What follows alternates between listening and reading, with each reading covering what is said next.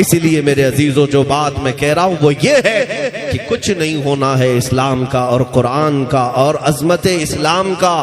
जो कुछ भी है आज हमारा और तुम्हारा इम्तिहान है। इस्लाम तो करबला के मैदान में भी लहलहाता रहा, हुसैन कट गए, बच्चे शहीद हो गए, लेकिन क्या इस्लाम खत्म हुआ? अहमद बिन हम्बल की पीठ पर कोड़े मारे जाते रहे। इमाम वक्त को, इमाम आजम अबू हनीफा का जनाजा जेल से निकाला गया, जेल की सलाखों में आपको रखा गया। तो क्या इस्लाम खत्म हो गया, फीका पड़ गया?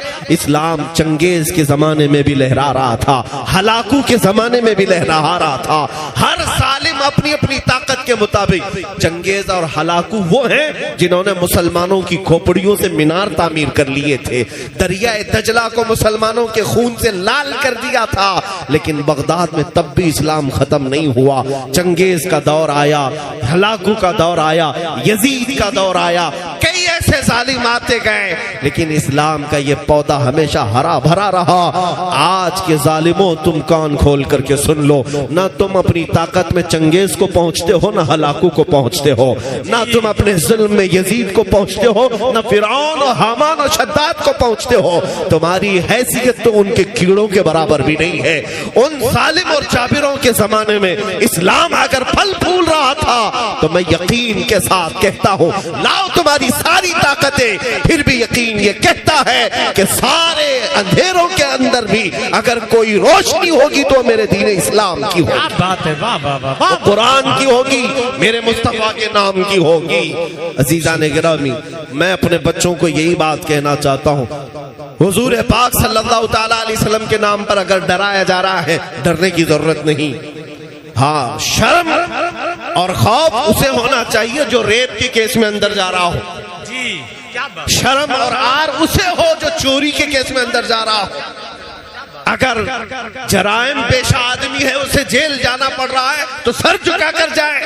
लेकिन इन जालिमों के सामने ये बात खुलकर कहना, अगर नाम मुस्तफा की बात आए, दोनों हाथ भी हाजिर है, पैर भी, इतना ही नहीं गर्दन भी हाजिर है मेरे नबी के नाम।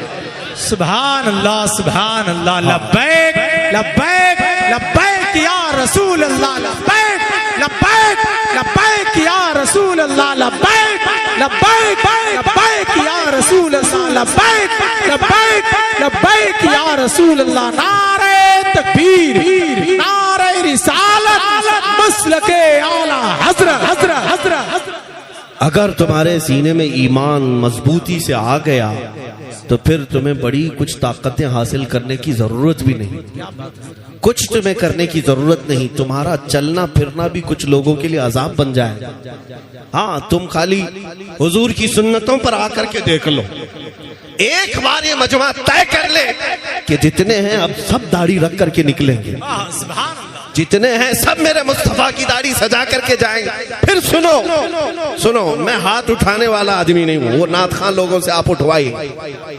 अपने दिल से अगर तुम उठ गए तो बस काफी है। आज अगर यह अहद कर लिया कि मैं नबी पाक की सुन्नत पर अमल पैरा हो जाता हूं, मैदान में उतरता हूं, फिर तुम देख लेना, चलोगे फिरोगे, न तुम्हारे हाथ में किसी हथियार की जरूरत है, न किसी सामान की जरूरत है। जालिमों के दिलों पर अल्लाह वैसे ही तुम्हारी दाढ़ी का रौब पैदा फरमाता है, क्योंकि ये तुम्हारी अपनी नहीं है, ये मुस्तफा करीम की सुन्नत है, नबी करीम सल्लल्लाहु तआला अलैहि वसल्लम की सुन्नत है। आला हजरत ने एक वाकया लिखा है, सहाबी रसूल हजरत सलमा बिन अकवा का। एक सहाबी है जिनको हुजूर कहा सिपह सालार कहा जाता था, जमात का सिपह सालार, राजिलु रसूलिल्लाह, पैदल चलने वाले जितने भी हुजूर के सिपाही थे उनके ये सिपह सालार होते हजरत सलमा बिन अकवा। एक बार तवज्जो, मेरे आका के जो गुलाम होते हैं वो कछार के वो शेर होते हैं कि सामने की ताकतों को कभी नहीं देखते, कभी नहीं देखते। मदीने तैयबा में एक शख्स आया जिसका नाम था अब्दुर्रहमान काररी, कार्रा का रहने वाला, 400 लोगों को लेकर रात के वक्त आया और एक बागीचे में हमला किया, आग लगा दिया, दरख्त जलने लग गए और बहुत सारा वहां पर जो माल था, खजूरें, सामान, सब लूट करके भागने लगा। रात के वक्त सब सोए हुए थे और रास्ते में कोई नहीं था, सिर्फ हजरत सलमा बिन अकवा, ये एक ही साहबी थे। ये जिंदगी भर घोड़े पर सफर नहीं की, जहां जाते थे पैदल जाते थे। पैदल ही। इनको राजिल कहा जाता है, सिर्फ पैरों से चलने वाला। उस जमाने की सवारी थी घोड़ा। 400 लोग जब लूट मार करके मदीने से जा रहे हैं और कोई नहीं रास्ते में, ये तन्हा है हज़रत सलमा बिन अकवा। क्या करना चाहिए? मुंह छुपा ले दीवार के पीछे। अल्लाह अकबर। जब मैं वो वाकया पढ़ रहा था मेरे रोंगटे खड़े हो गए। सलमा बिन अकवा अपने यहाँ जहां खड़े थे वहीं से उठ गए और कहा, इन दुश्मनों का पीछा करूंगा, एक भी खजूर अगर इनके जेब में बाकी रही मदीने की, उस वक्त तक लड़ता रहूंगा, छोड़ूंगा नहीं। निकल पड़े। अरे 400 लोगों का पीछा करते हुए अकेले जा रहे हैं। और हैरत की बात यह है, रिवायात में वो 400 डर के भाग भी रहे। अल्लाह की वाह। अरे पलट करके आते एक आदमी था, मार देते, नहीं वो भगाए जा रहे। वो घोड़ों पर है और ये पैदल है। इसलिए मैं कहता हूँ, क्या दबे जिस पे हिमायत का हो पंजा। या आला हज़रत ने गौसे पाक के बारे में कहा है, और जिस पर हिमायत का पंजा मेरे मुस्तफा का हो, वो किस बात से डरेगा। सलमा बिन अकवा दौड़ाने लग गए। आला हज़रत ने पूरा वाक़या लिखा है, ये हदीस। कहा कि इतना दौड़ाते थे कि वो घोड़ों को लेकर दौड़ते रहे, और सलमा बिन अकवा की चाल इतनी तेज थी कि घोड़े से ज्यादा तेज दौड़ते थे। और दौड़कर जब कभी कोई हाथ में आ जाता घोड़े पर बैठा हुआ, उसकी टांग खींचते, नीचे गिरता तो उसकी गर्दन पर पैर रखकर आगे भागते। वो वहीं पर तड़पता रहता। कितनों को उस काफिले से टांग खींच करके गिराया और मारते चले गए। वो 400 लोग घबराए हुए हैं एक सलमा बिन अकवा, एक नबी पाक के गुलाम से। मेरे अजीजों, मैं ये बात क्यों अर्ज कर रहा हूं, तवज्जो। अक्ल इस बात को तस्लीम नहीं करती ना जी। अक्ल इस बात को नहीं मानती कि ऐसा कैसे एक आदमी 10 से भी नहीं लड़ पाता, 400 की बात। हाँ, अगर अल्लाह चाहे, अगर मौला चाहे तो एक का रौब 1000 पर भी डाल सकता है, 1000 पर भी डाल सकता है। क्या आपने नहीं देखा? अरे वो तो सहाबी रसूल है, मेरे मुस्तफा के गुलाम है। उनके बाद बहुत जमाने के औलिया कामिलीन आए। अरे मैं अपने उम्मत की एक छोटी सी बच्ची की भी मिसाल देता हूँ। चंद महीने पहले हमारे कर्नाटक की सरजमीन पर एक बुर्का पोश खातून, हमारी कौम की एक बच्ची, जिसके पीछे 40 कुत्ते भागते आ रहे थे, उस नौजवान लड़की के हाथ में न चाकू है, न तलवार है, न लाठी है। पलट करके अल्लाह अकबर ही तो कहा था। और क्या कहा? अगर एक हिजाब वाली खातून के पीछे 40 कुत्ते दौड़कर आते हैं और हाथ तक नहीं लगा सकते, तो इस बात को तस्लीम करो ऐ मोमिनो, जब मौला चाहे तो लफ्ज़ अल्लाह अकबर का रौब हजारों के सीनों पर डाल सकता है। बेशक हक है। वो मौला कादिर है, जब्बार है। सलमा बिन अकवा 400 को दौड़ा रहे हैं, 10 इधर गिरे, 10 उधर गिरे, गिरते जा रहे हैं और ये मुकाबला करते जा रहे हैं। यहाँ तक कि उनका जो सरदार था अब्दुर्रहमान कारी, वो पुकार कर कहने लगा, तुझे चाहिए क्या हमसे?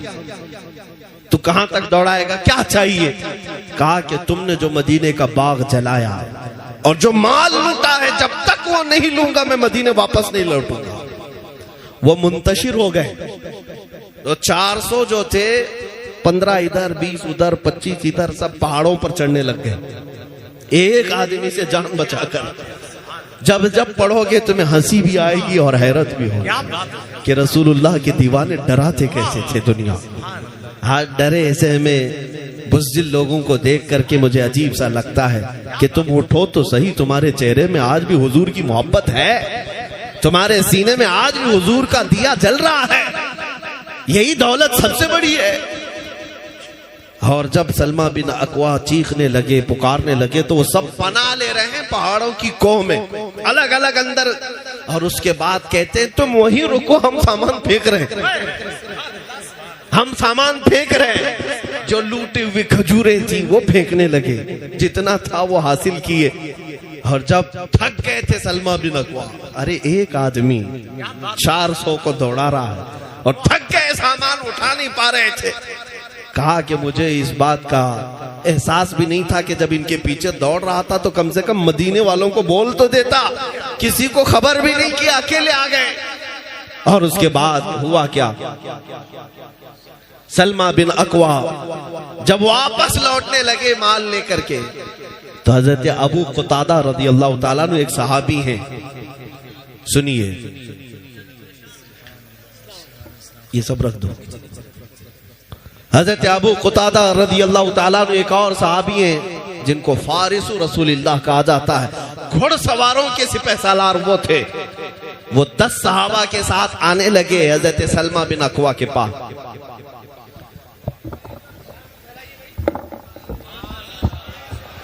देखना है ना, जी जी, उसको पीछे कर लेना। बहुत अच्छा, बहुत उसको पीछे करिए।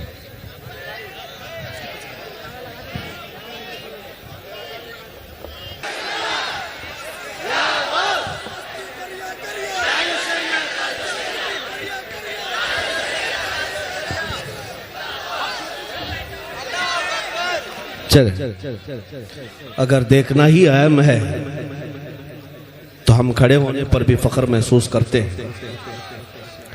हजरत सलमा बिन अकवा के पास एक सहाबी आए, हजरत अबू कुतादा 10 सहाबा को लेकर सवार, और बीच रास्ते में आए, कहा कि सलमा बिन अकवा हम तुम्हारी मदद के लिए आए हैं, हम तुम्हारी मदद के लिए आए, चलो उनको और दौड़ाते हैं।